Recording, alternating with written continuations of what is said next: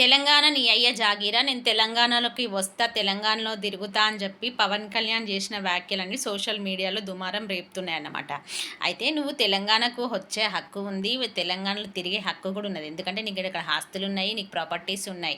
అయితే ఒక భారతీయునిగా నువ్వు ఏ రాష్ట్రంలోనైనా జీవించే హక్కు నీకు రాజ్యాంగం కల్పిస్తుంది.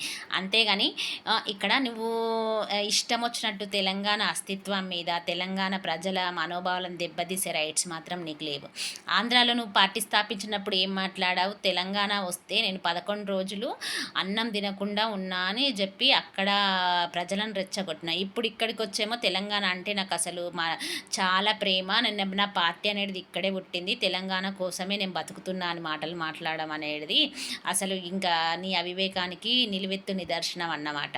అయితే నువ్వు అధికారంలోకి రాకముందు ఏం చేశావు, అధికారంలోకి వచ్చాక ఏం చేస్తున్నావు, నీ పార్టీ సిద్ధాంతం ఏంది, ఇవి ఆ పార్టీ సిద్ధాంతాలు నువ్వు ఎంతవరకు సక్సెస్ అవుతున్నావు అని ఫస్ట్ నువ్వు ఆలోచించుకో. అసలు నీ గద్దర్ని ఒక నక్సలైట్ అని గద్దర్ని పార్లమెంట్ సాక్షిగా అవమానించినప్పుడు ఎటుపోయినావు అన్న.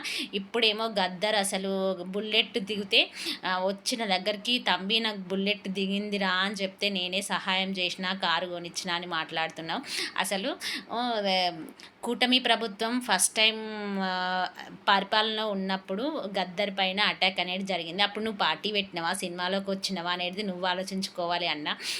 నోరు ఉంది కదా, ఏ సభలో ఎట్లా మాట్లాడితే ప్రజలందరూ పిచ్చోళ్ళలాగా వింటారని అనుకోవడం నీ అవివేకం అన్న. అసలు ఫస్ట్ క్లారిటీ తెచ్చుకో అన్న. పాలిటిక్స్ అంటే ఏంది, ప్రజలు అంటే ఏంది, సిద్ధాంతం అంటే ఏంది, పార్టీ సిద్ధాంతం, పరిపాలన అంటే ఏంది, నువ్వు క్లారిటీ తెచ్చుకో అన్న.